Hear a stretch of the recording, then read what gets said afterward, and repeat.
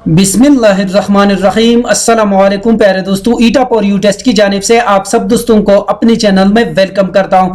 तो प्यारे दोस्तों, आज मैं अपलोड करने वाला हूं उर्दू की एमसीक्यूज। ये एमसीक्यूज आपको कॉपी पे दे सकते हैं आने वाले एग्जाम्स में, यानी जितनी भी एग्जाम्स होने वाले हैं ईटा के जरिए, एनटीएस के जरिए, किसी भी जॉब के लिए, किसी भी डिपार्टमेंट में, तो ये एमसीक्यूज आपको उनमें कॉपी पे दे सकते हैं। तो चलिए वीडियो को शुरू करते हैं। वीडियो को शुरू करने से पहले आप सब दोस्तों से रिक्वेस्ट है, अगर आप मेरे चैनल पर नए हो तो प्लीज मेरे चैनल को लाइक कीजिए, सब्सक्राइब कीजिए और शेयर कीजिए। इसमें क्वेश्चन नंबर फर्स्ट है, अमीर अहमद मीनाई कहाँ पैदा हुए हैं? 21 फरवरी 1829 को यानी अमीर अहमद मीनाई लखनऊ में पैदा हुए थे और उसके बाप का नाम है मौलवी करम मोहम्मद। 13 अक्टूबर 1900 में 71 साल की उम्र में वफात पा गए थे। तो इसमें करेक्ट ऑप्शन यही है। नेक्स्ट क्वेश्चन पे आते हैं। नेक्स्ट क्वेश्चन है क्वेश्चन नंबर 2। क्वेश्चन नंबर 2 में कहते हैं, नात गोई में किस शायर को बड़ी शोहरत हासिल है?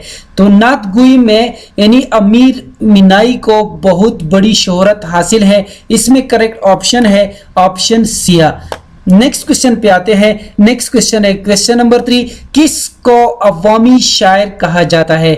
इसमें करेक्ट ऑप्शन जो है वो है ऑप्शन डी, यानी नजीर अकबर अब्बादी को अवामी शायर कहा जाता है। इसमें करेक्ट ऑप्शन यही है। नेक्स्ट क्वेश्चन पे आते हैं। नेक्स्ट क्वेश्चन है क्वेश्चन नंबर 4, शायरी मशरिक किस शायर को कहा जाता है? ये तो बच्चों वाला क्वेश्चन है, यानी अल्लामा इकबाल को, यानी शायरी मशरिक जो है वो अल्लामा इकबाल को कहा जाता है। इसमें करेक्ट ऑप्शन यही है। नेक्स्ट क्वेश्चन पे आते हैं। नेक्स्ट क्वेश्चन है क्वेश्चन नंबर 5, जिस नज़म के एक बंद में 5 मिसरे हो उसी कहते हैं, यानी जिस नज़म के हर बंद में 5 मिसरे हो उसको कहा जाता है मुखम्मस, यानी ऑप्शन सी इसमें करेक्ट है। मुखम्मस का मतलब है 5, मुसल्लस का मतलब है 3, यानी मुसल्लस में यानी जिसमें 3 मिसरे हो, मुसद्दस जिसमें 6 मिसरे हो। तो इसमें करेक्ट ऑप्शन यही है। नेक्स्ट क्वेश्चन पे आते हैं। नेक्स्ट क्वेश्चन है क्वेश्चन नंबर 6, मर्द मोमिन का तस्वर किस शायर ने दिया?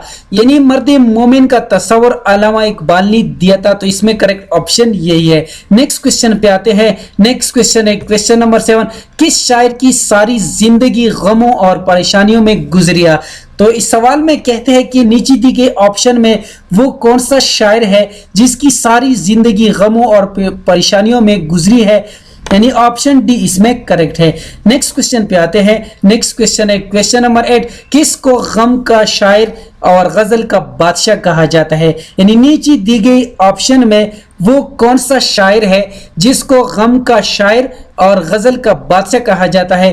तो वो है मीर तकी मीर, यानी ऑप्शन सी इसमें करेक्ट है। नेक्स्ट क्वेश्चन पे आते हैं। नेक्स्ट क्वेश्चन है क्वेश्चन नंबर 9, वो इसम जो किसी जानदार या बेजान की आवाज को जाहिर करे उसे कहते हैं, यानी इसमें करेक्ट ऑप्शन जो है वो है ऑप्शन बी। और इसके साथ आपने ये भी याद रखना है कि इसमें ज़र्फ़ी ज़मा किसे कहते हैं? इसमें ज़र्फ़ी ज़मान यानी जो ज़माने को जाहिर करे इस इसम को कहा जाता है इसमें ज़र्फ़ी ज़माना। और ये इसमें मारिफा और इसमें नाकिरा। इसमें मारिफा ये वो इसम होता है जिसमें किसी खास जगह, चीज़ या शख्स का नाम हो तो इसको कहा जाता है इसमें मारिफा। नाकिरा जो किसी आम चीज़, जगह, शख्स के नाम को जाहिर करे इसको कहा जाता है इसमें नाकिरा। इसमें मारिफा को इंग्लिश ग्रामर में कहा जाता है यानी प्रॉपर नाउन, और इसमें नाकिरा को कहा जाता है कम नाउन। नेक्स्ट क्वेश्चन पे आते हैं। नेक्स्ट क्वेश्चन है क्वेश्चन नंबर 10, नजीर अकबर अब्बादी का असल नाम था?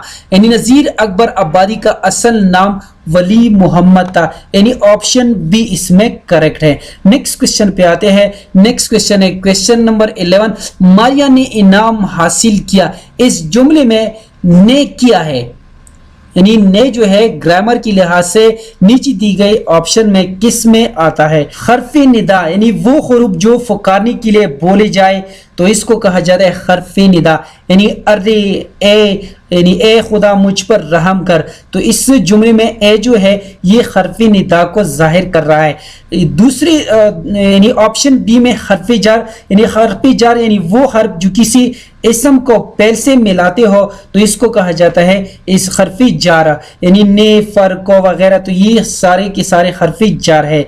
और तीसरी नंबर पर सी ऑप्शन में हर्फे अतफ, यानी हर्फे अतब ये हरूफ दो इसमों या जुमलों को मिलाने के लिए इस्तेमाल होते हैं, तो इसको कहा जाता है हर्फ अतब। जैसा कि किताब और अखबार ले आओ, तो यहाँ पर ये और जो है ये हमारे साथ हर्फ अतब है। हर्फ शर्त, ये हरूफ किसी शर्त के लिए बोले जाते हैं, तो इसको कहा जाता है हर्फ शर्त। जैसे अगर तुम मेहनत करते तो पास हो जाते, तो इस जुमले में अगर जो है ये हर्फ शर्त है, तो इसमें करेक्ट ऑप्शन यही है। नेक्स्ट क्वेश्चन पे आते हैं। नेक्स्ट क्वेश्चन है क्वेश्चन नंबर 12। वो इसम जो किसी दूसरी इसम की बजाय इस्तेमाल हुआ हो उसे कहते हैं इसमें ज़मीरा, यानी ऑप्शन बी इसमें करेक्ट है। इसके साथ आपने इन तमाम ऑप्शंस की डिफिनीशन भी याद रखनी है और इससे रिलेटेड जितनी भी एमसीक्यूज है वो आपने इकट्ठे करने हैं, सीखने हैं, ताकि आने वाले एग्जाम्स में आप अच्छे नंबर हासिल कर सको। नेक्स्ट क्वेश्चन पे आते हैं। नेक्स्ट क्वेश्चन है क्वेश्चन नंबर 13।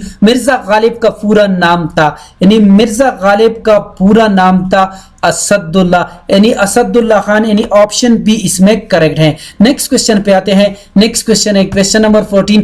जमाने के लिहाज से फेल की कितनी किस्में हैं? तो इस सवाल में हमसे पूछा गया है कि जमाने के लिहाज से फेल की कुल कितनी किस्में हैं। तो फेल की तकरीबन 3 किस्में हैं। इसमें करेक्ट ऑप्शन जो है वो है ऑप्शन बी, यानी ऑप्शन बी इसमें करेक्ट है। यानी इसमें जो फेल की 3 किस्में हैं वो ये है, पहले माजी, पहले हाल, पहले मुस्तकबिल। यानी पहली माजी ये वो फेल है जिसमें किसी काम का करना, होना या सहना गुजरे हुए जमाने में पाया जाए, तो इसको कहा जाता है पहले माजी।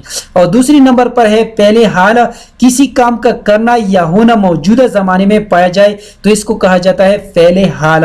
और तीसरे नंबर जो है पहले मुस्तकबिला, जिसमें किसी काम का करना या होना आने वाले जमाने में पाया जाए, तो इसको कहा जाता है पहले मुस्तकबिल। ये सारे एमसीक्यूज और ये सारे किस्में आपने सीखने हैं, देखने हैं, ताकि आने वाले एग्जाम्स में आप अच्छे नंबर हासिल कर सको। ये फेल की 3 किस्में हैं जो कि ऑलरेडी मैं इसको अभी एक्सप्लेन कर चुका हूं। इससे रिलेटेड आपने सारी मालूमात इकट्ठी करनी है, सीखनी है, ताकि आने वाले एग्जाम्स में आप अच्छे नंबर हासिल कर सको। नेक्स्ट क्वेश्चन पे आते हैं। नेक्स्ट क्वेश्चन है क्वेश्चन नंबर 15। शान और शौकत कवायद की रूह से क्या है? तो इस सवाल में हमसे पूछा गया है कि शान और शौकत नीचे दी गए ऑप्शन में किस में आता है? तो इसमें करेक्ट ऑप्शन जो है वो है हरूफ अतब, यानी ये ऑप्शन ए इसमें करेक्ट है। जैसा कि मैंने ऑलरेडी हरूफ अतब को एक्सप्लेन किया है और इससे रिलेटेड आपने सारे एमसीक्यूज इकट्ठे करने हैं। ये लफ्ज बार बार मैं इसलिए कह रहा हूं कि ताकि आने वाले एग्जाम्स में आप अच्छे नंबर हासिल कर सको। सिर्फ देखने से कुछ नहीं होता, आपने पढ़ना है, मेहनत करनी है, ताकि आने वाले एग्जाम्स में आप कामयाबी हासिल कर सको। तो उम्मीद करता हूं कि आज की वीडियो आप सब दोस्तों को पसंद आई होगी। जिन दोस्तों को वीडियो पसंद आई हो, समझ गए हो, तो प्लीज चैनल को भी सब्सक्राइब करें, वीडियो को लाइक और शेयर लाजमी किया करें। शुक्रिया। अल्लाह हाफिज।